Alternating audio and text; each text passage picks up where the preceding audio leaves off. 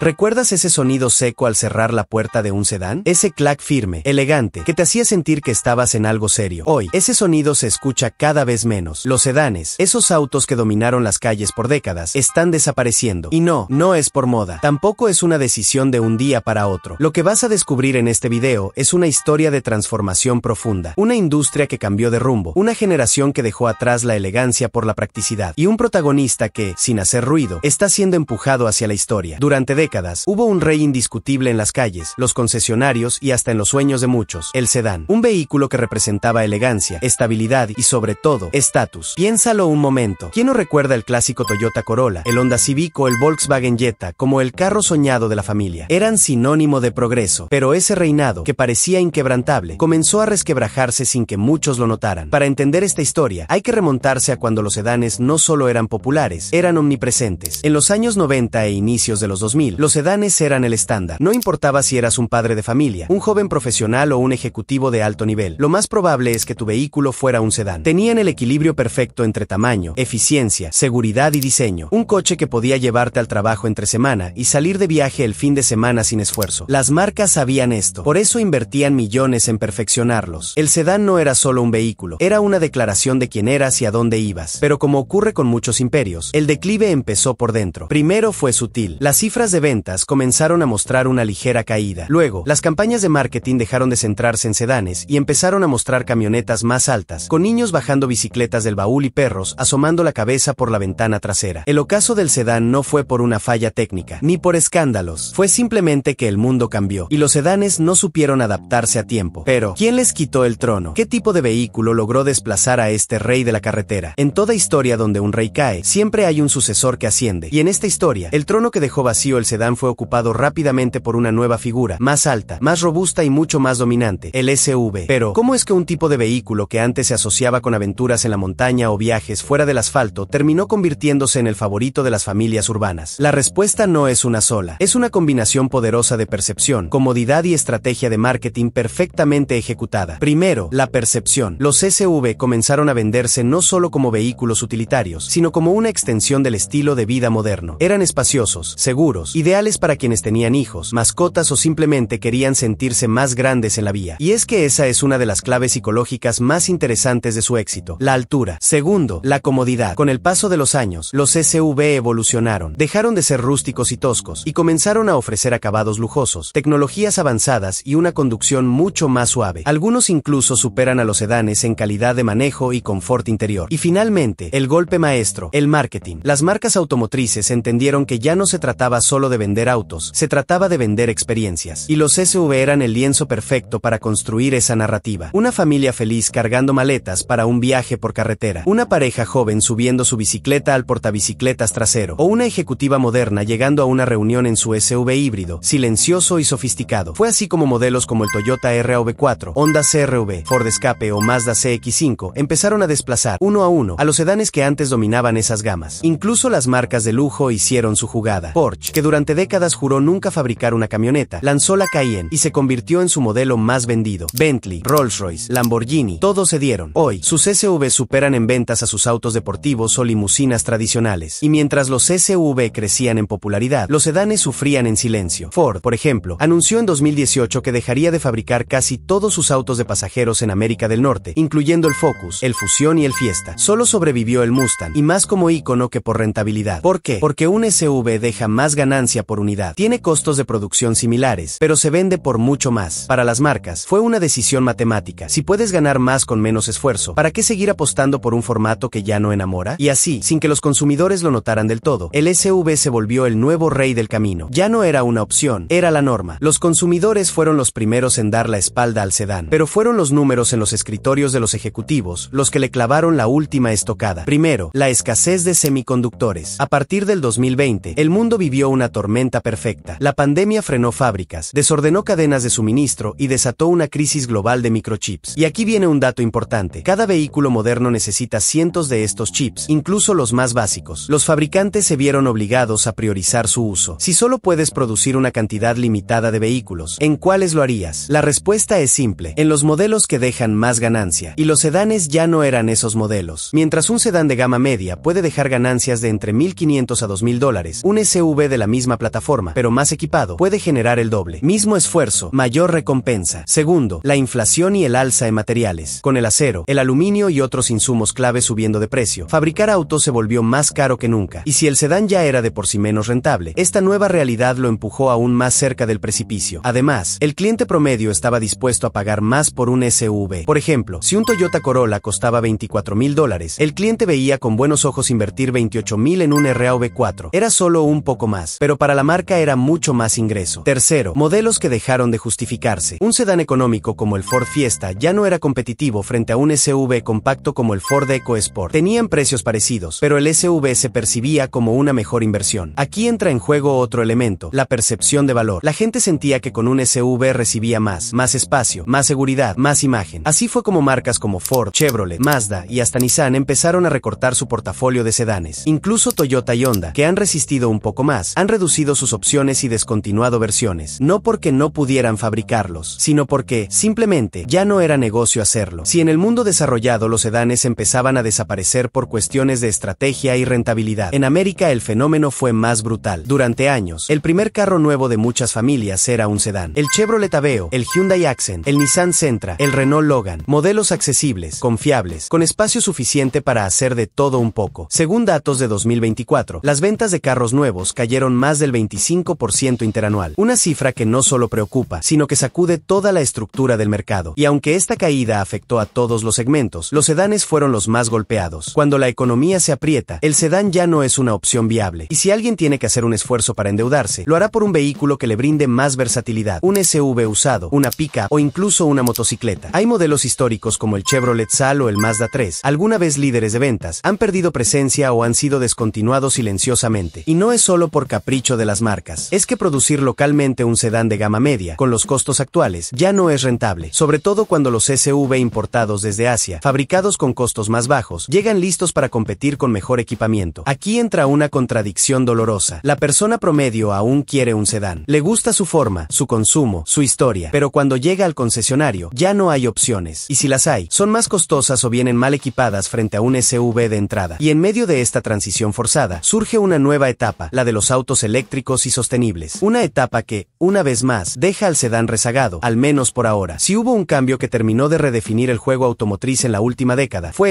la electrificación del transporte. Hoy, cuando escuchamos hablar del auto del futuro, lo imaginamos en silencio, sin humo en el escape, conectado a una app, y lo más probable es que no tenga forma de sedán. La transición hacia los vehículos eléctricos no solo es una moda o una preferencia verde, es un cambio de era, empujado por regulaciones ambientales, presión social y avances tecnológicos que ya no tienen marcha atrás. Pero, ¿por qué este nuevo futuro parece no tener espacio para los sedanes? Porque los eléctricos necesitan otra arquitectura. Si miras los modelos eléctricos más exitosos del mercado, encontrarás que casi todos tienen carrocerías tipo SUV. Tesla Model Y, Hyundai Ioniq 5, Ford Mustang Mach-E, BYD Atto 3, Kia EV6. Todos siguen esa misma línea, más altos, más versátiles, más urbanos, porque la sostenibilidad también se volvió imagen. Hoy, si una marca quiere mostrar su compromiso con el medio ambiente, lo hace lanzando un SUV eléctrico. Y lo hace con campañas donde el auto cruza montañas sin emitir gases, o carga mientras la familia acampa bajo las estrellas. Y porque la electrificación necesita dinero, mucho dinero. Desarrollar un auto eléctrico cuesta cientos de millones. Y como ya vimos antes, si fabricar un sedán eléctrico deja menos ganancia que un SUV eléctrico, la decisión se toma sola. Por eso, marcas como Ford han apostado todo al Mach-E y no al Focus Electric. Volkswagen desarrolla más ID4 que ID3. Y hasta Mercedes, que siempre tuvo sedanes como símbolo de lujo, está reorientando su gama eléctrica hacia SUV Premium. Entonces, ¿el sedán ya no tiene futuro? No tan rápido. A pesar de todo, algunos fabricantes todavía apuestan por él. Tesla, por ejemplo, sigue teniendo al Model 3, un sedán eléctrico, entre sus modelos más vendidos. Y marcas como BYD en Asia o Polestar en Europa exploran formas de redefinir el sedán eléctrico como una opción elegante, tecnológica y sustentable. Lo cierto es que, aunque las cifras parecen hablar de un declive inevitable, el sedán aún no está completamente fuera del juego. En países como China e India, donde el crecimiento económico ha impulsado una nueva clase media, los sedanes aún son vistos como un símbolo de estabilidad y progreso. Modelos como el BYD King, el Toyota Leon o el Honda May siguen siendo ventas masivas en esas regiones. Y aunque la ola SUV también ha llegado a esos países, el sedán no ha sido borrado del mapa. Simplemente convive. En Europa, los fabricantes están probando una fusión de estilos. Aparecen modelos como el Citroën C4X o el Renault Arcana, que combinan la línea de un sedán con la altura y musculatura de un SUV. Incluso Tesla, pese a tener al Model